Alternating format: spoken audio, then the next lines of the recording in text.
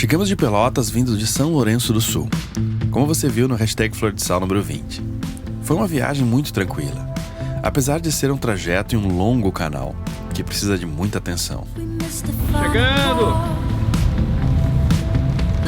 Lembra o Porto do Barquinho, né?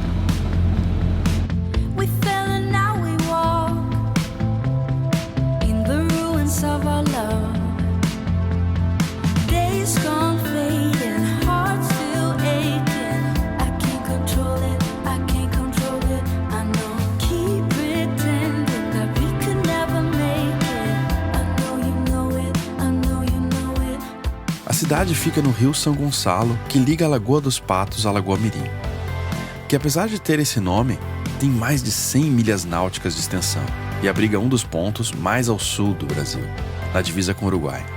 Vamos ficar no Yacht Clube Pelotas, um clube que fica dentro de um condomínio no Arroio Pelotas.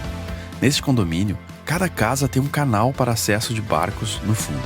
Eu achei muito interessante esse clube, pois apesar de estar em um condomínio bem legal, mantiveram uma estrutura simples, apenas um funcionário por turno, o que deixa baixos os custos. É um baita exemplo de como poderíamos ter mais lugares pelo Brasil para manter um veleiro. Fomos super bem recebidos por aqui, inclusive com direito a um baita churrasco. Conhecemos muitas pessoas queridas.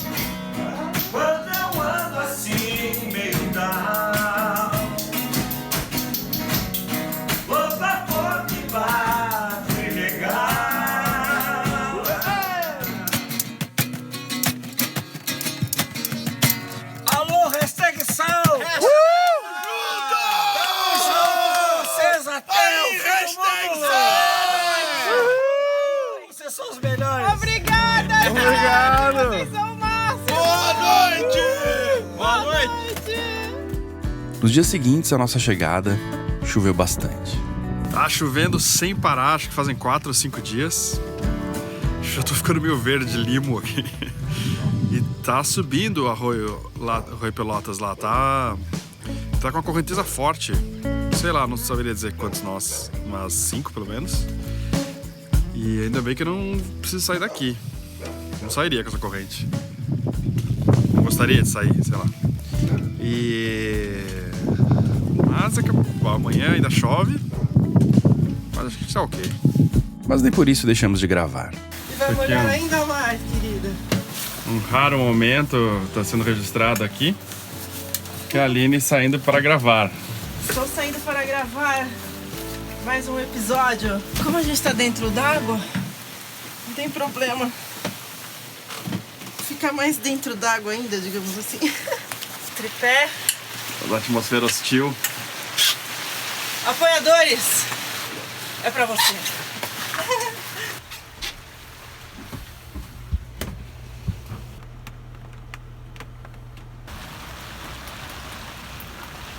A Aline saiu para gravar. Eu vou ficar quentinho aqui fazendo um chocolate quente. Eu já terminei meu episódio. Tá friaca e chovendo pra caramba. Coitado. Tive a sorte de reencontrar aqui 2 conhecidos. O Tony, ou Cachorro, como também é conhecido, e o veleiro Madrugada, do Nils de Porto Alegre, que estava voltando da semana de vela de Ilhabela. O Tony é um velejador muito experiente e trabalha como skipper. Foi assim que eu conheci ele em Paraty, levando barcos para o Wind Charter. Foi legal conversar sobre esta vida navegando em barcos tão diferentes e também a transição entre a navegação moderna que temos hoje e a mais tradicional. Ele viveu um pouco desses 2 mundos. Não existia previsão de tempo. Previsão de tempo era uma coisa muito frágil, né? Não tinha essas. Era mais ou menos, um troço assim. Que diziam. Então, o que nós tínhamos? Nós tínhamos o barômetro, que a gente se guiava mais ou menos, que a gente não sabia como é que funcionava direito, também que era mais ou menos. E o resto era olhando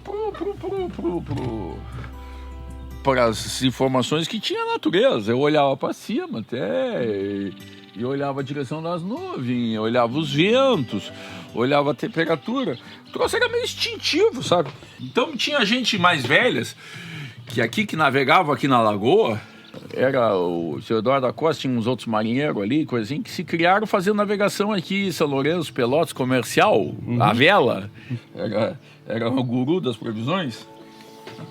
Então, e essas coisas, a tecnologia vai e termina com isso. Hoje mesmo, hoje eu sinto... aquela coisa de olhar, tá correndo nuvem pra cá, tá correndo nuvem pra lá, tá correndo... Essas coisas assim, olhar o barômetro. Eu até tenho um barômetro em casa, mas... Eu pego o celular e olho a previsão, entendeu? Então não faço mais aquelas triangulações, aqueles cálculos, aquelas coisas assim, vai dar daqui, ó, o vento tá virando aqui, tá virando nordeste, vai não sei o que, já aumentou a temperatura, essas coisas assim, vai dar calor, daqui a pouco vai dar uma... Uma vez eu saí, eu tinha 16 anos, foi a primeira vez que eu saí pro mar, e eu saí com os argentinos, o Roberto, que é um baita navegador argentino, espero que ele esteja vivo ainda até hoje. E aí ele saiu e me ensinou a fazer navegação, assim, no barco dele, no Alcyon.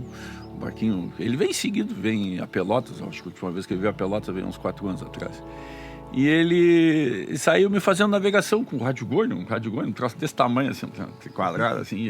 Eu nunca tinha visto um rádio-gorne na minha vida, tá? E aí ele me ensinou como é que funcionava o rádio-gorne, tá? E eu já tinha uma noçãozinha básica de navegação, assim, de carta, essas coisas assim, aí ele me ensinou mais, tá? E aí eu fui fazendo uma navegação até Montevidéu. Eu fui a Montevidéu com eles, eu fui fazendo navegação. Aí depois, no meio do caminho lá, eu comecei a me pensar assim, mas vem cá, como é que eles nem bola davam para navegação, os dois. Tá? Não estava dando muito aí, então nem conferiram o que eu estava fazendo. Tá?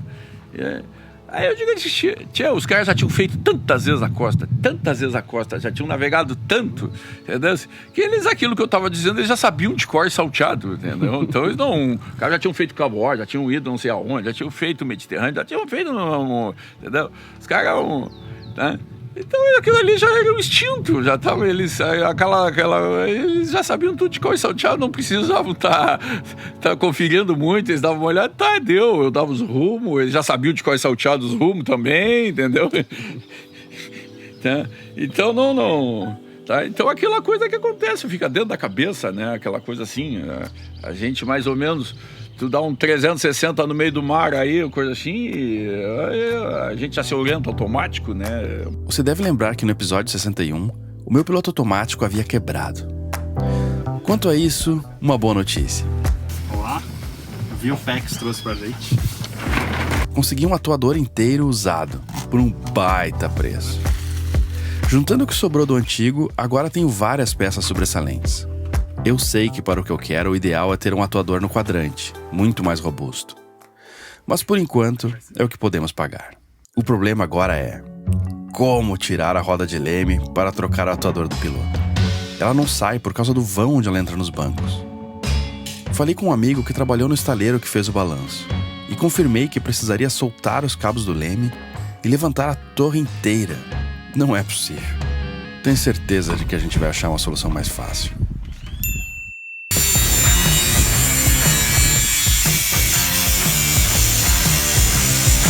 Além de ser um baita problema soltar os cabos do leme, imagina se eu precisar fazer isso para trocar a correia do piloto no meio de uma travessia.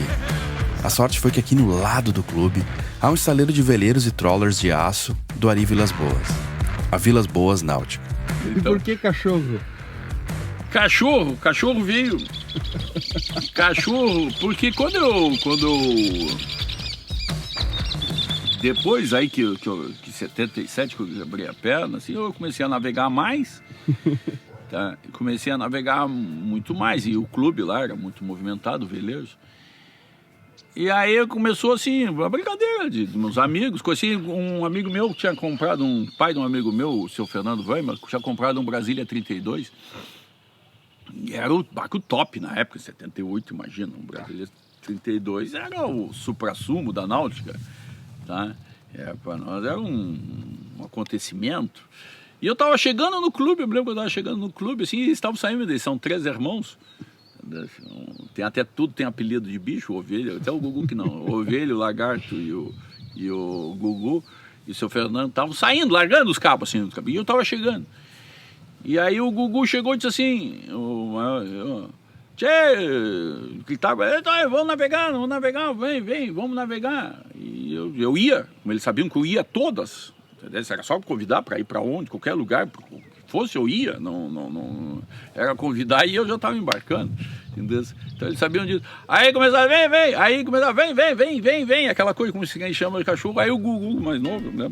Começou, vem, aí chegou, vem cachorro, vem, com quem chama um cachorro, né? Assim, aí começava a subir, tá, e eu fui. Aí tu sabe como é que é, né? Apelido é uma coisa.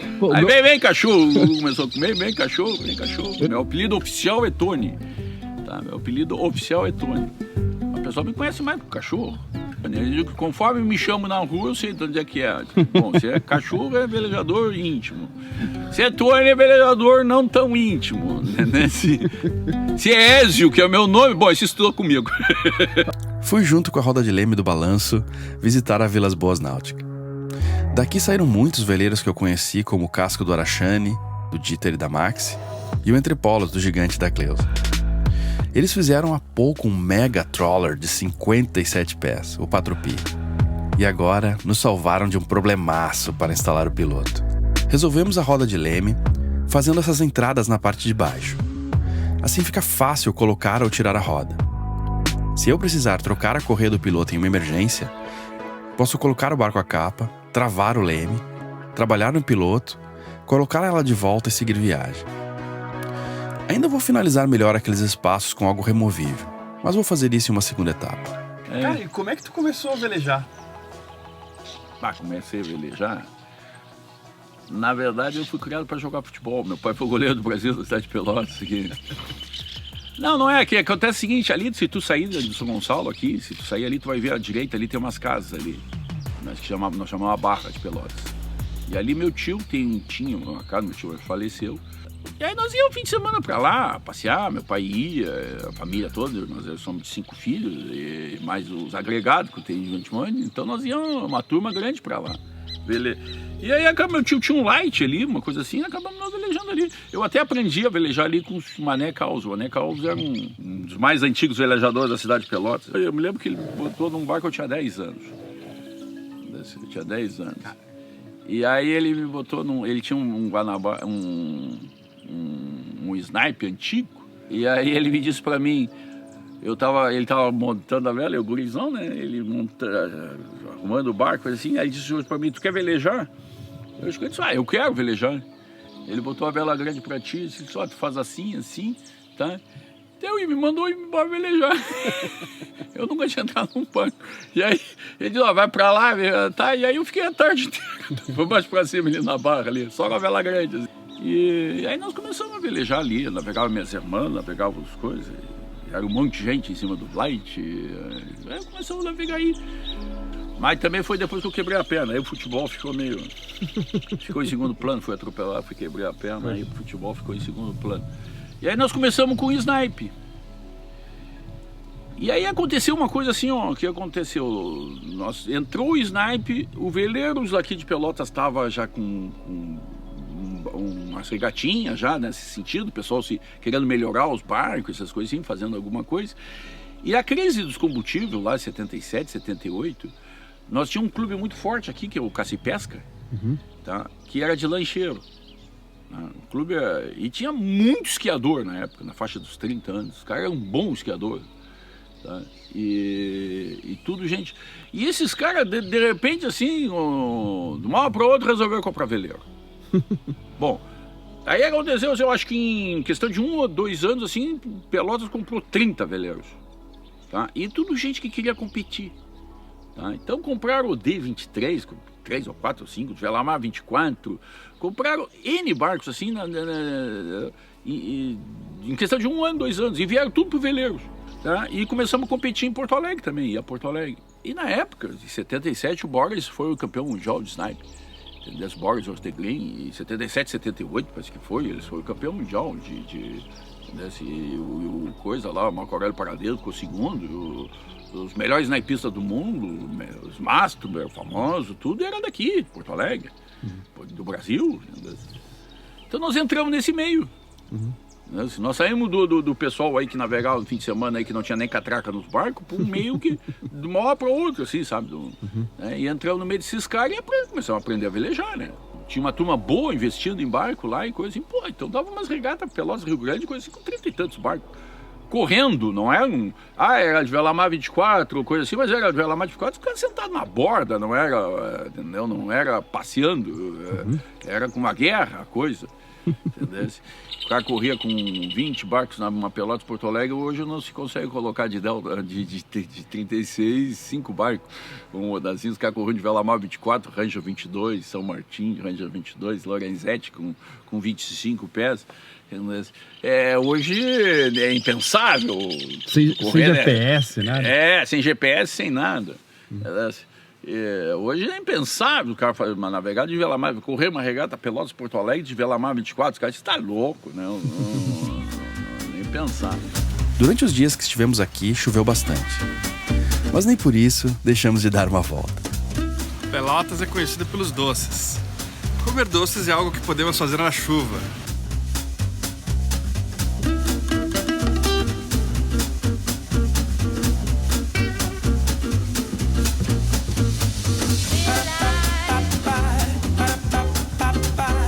Falaram que essa é a melhor doceria de Pelotas, estão apostando forte aí.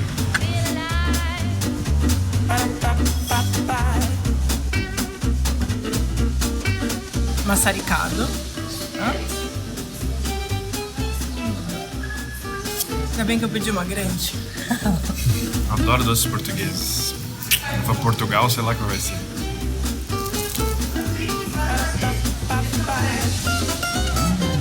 O problema é que os doces são ótimos. Estão por toda parte. Ganhamos vários.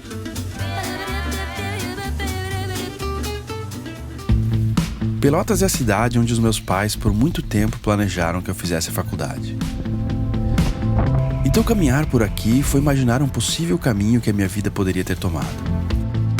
Mas por um motivo ou outro, não aconteceu. Acabei indo tocar em uma banda em São Paulo e voltei com o vento me empurrando pelo canal de São Gonçalo. Assim como o Tony, que foi criado para ser jogador de futebol e acabou velejador. Quem imagina o que a vida prepara na próxima esquina? Passar por todas essas cidades, vivendo 15, 20 dias em cada uma, tem sido uma experiência muito mais profunda do que eu imaginava. A cada 2 semanas é uma nova vida. Um jeito diferente de viver. Pessoas diferentes, com cabeças diferentes. E diante de tudo isso, tenho notado que as grandes questões que decidem a minha vida não estão em um lugar, em uma cidade. Estão todas aqui dentro de mim. E as carrego por onde eu vou. Nesses tempos eu fui, há uns 2 anos atrás, eu fui buscar um barco lá em Maceió. E tava frio aqui, claro, no inverno. O cara chamou, peguei um avião, Porto Alegre, frio. Tá? E tava lá de bombacha, assim, de boné. Cheguei em Maceió lá, um calor já tava. Mas aí não tinha, no aeroporto eu não tinha tirado. Aí o cara me pagou, assim, me olhou, assim. Pô, eu contratei um velejador ou um gaúcho? Eu acho que a indicação que me deram foi errada. Não é para levar cavalo, barco. Não. Cara, e como é que tu começou? E me conta como é que é vida de skipper. Não, começou porque nunca já era conhecido no meio, né? Tá, começou. Aí deu uma reviravolta na minha vida, aí eu disse, bom, tem que...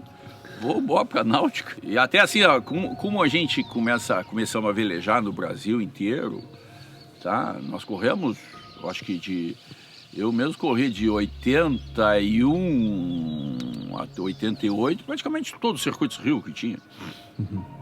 Tá? Corri com Las Grael, tive a oportunidade de correr com Las Grael num barco, num Fast 410. Nós era gurizão tudo, eu era o mais velho, tinha 25, lá tinha 23. Uma gurizada a bordo. Primeiro que tem necessidade de tripulante. Uma das coisas que é uma necessidade de tripulante. Então, se tu quer navegar, se tu tem algum conhecimento, te convido. Outra, assim, ó, aí eu tive a oportunidade também, a sorte de navegar com os argentinos. Em 83 eu naveguei com o Matreiro, o Circuito Rio, que era o melhor barco na Argentina, né? E depois corri o Mundial de Antônios com os argentinos também, no Califa.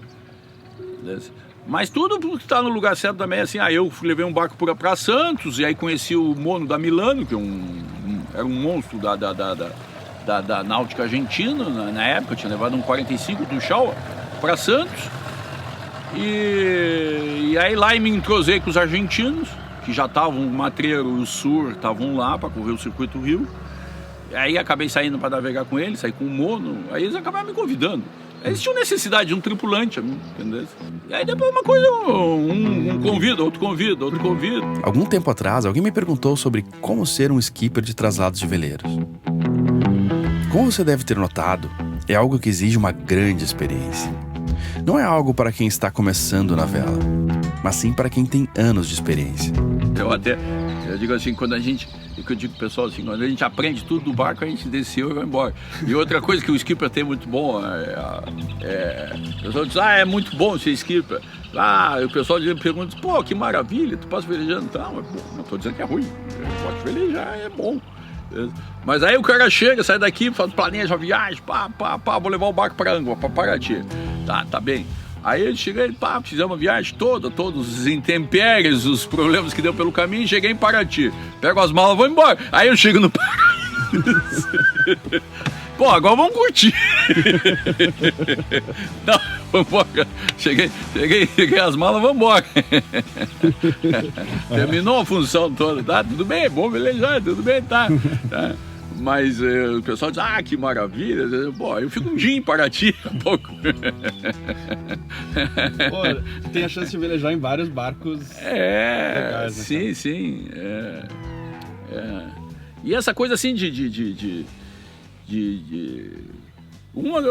gostar de velejar, e eu acredito que eu fui muito convidado para navegar, né, em vários barcos, eu tive essa oportunidade. E depois de skipper, coisa assim, mas antes de ser skipper mesmo, eu já tinha navegado em N barcos, né? É aquela coisa do cachorro também, né? Não sei se eu era bom velejador ou eu era o disponível. Só tem esse cara aí, vamos convidar. Então eu ia corri com vários barcos de Porto Alegre, entendeu? Corria em tudo quanto é lugar, e barcos de coisa, fui correr Circuito Rio com barco de São Paulo, com barco do Rio, entendeu? Eu acho que o cachorro está disponível, então convida esse cara aí. Maravilha, cara. O Madrugada, o barco que estamos, é um baita veleiro, com muitas histórias. É um dos poucos barcos brasileiros que já ganhou uma Buenos Aires Rio. E eu, casualmente, esse era o meu sonho de consumo, navegar no Madrugada, no tempo de guria. Madrugada, era o meu sonho de consumo. Então aqui, ó, a gente, depois de velho, eu ia realizar meu sonho de navegar no Madrugada. Aí, ó, estamos em cima do convés do Madrugada. Isso é um privilégio, né? Velejar por aqui no Rio Grande do Sul tem suas peculiaridades. Uma delas é o junco. O junco está por toda a Lagoa dos Patos. É impressionante como serve para fazer uma série de coisas, como um quebra-mar natural ou até para amarrar o barco.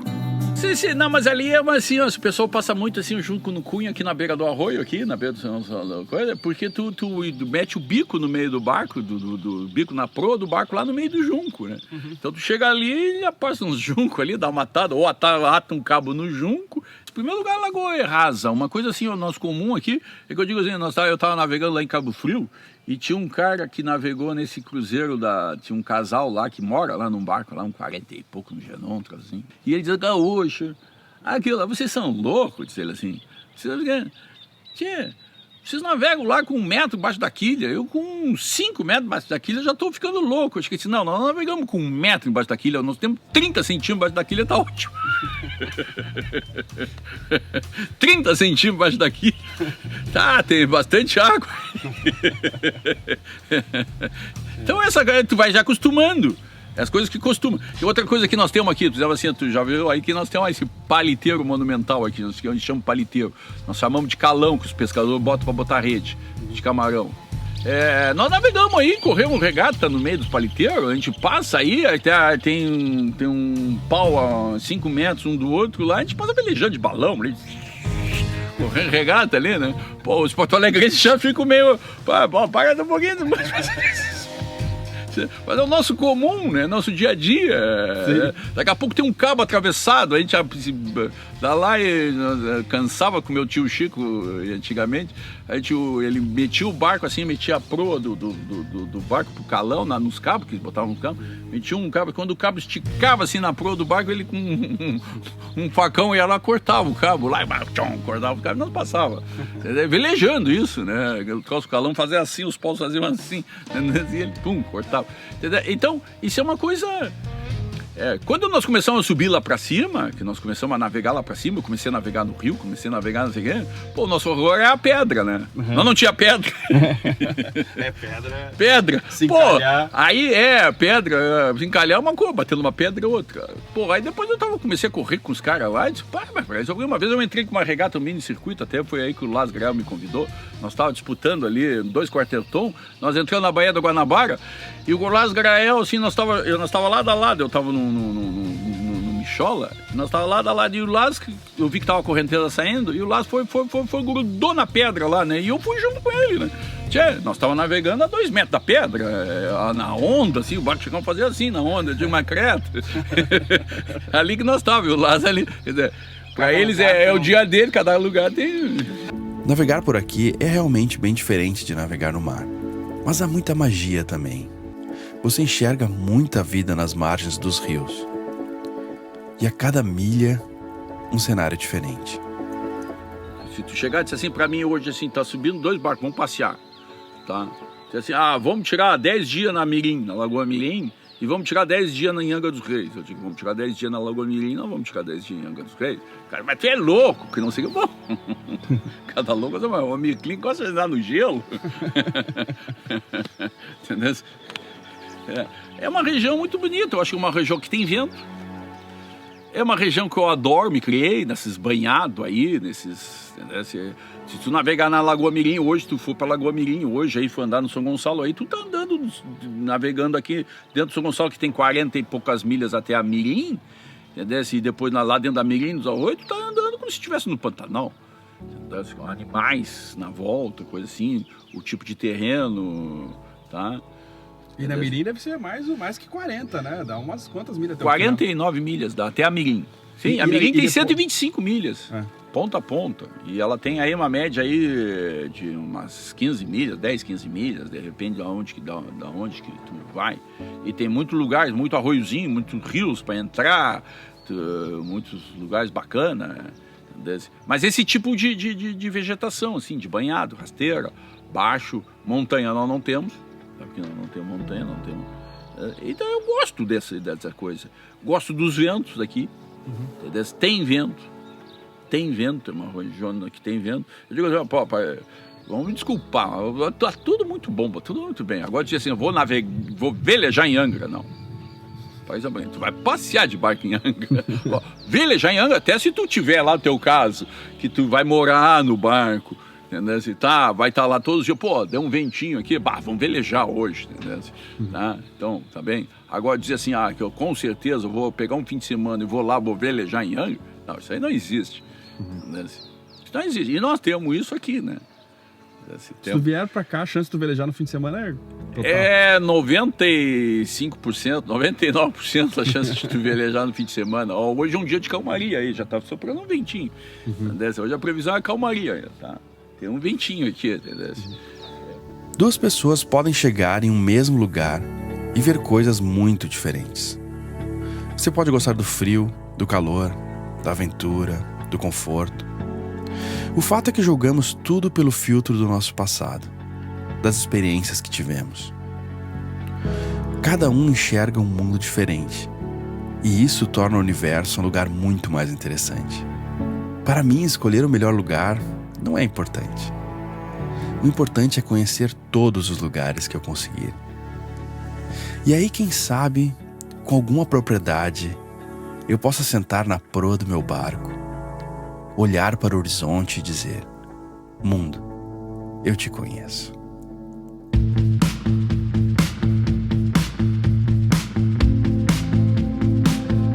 esqueça de se inscrever no nosso canal e clicar no sino para saber quando lançamos novos vídeos.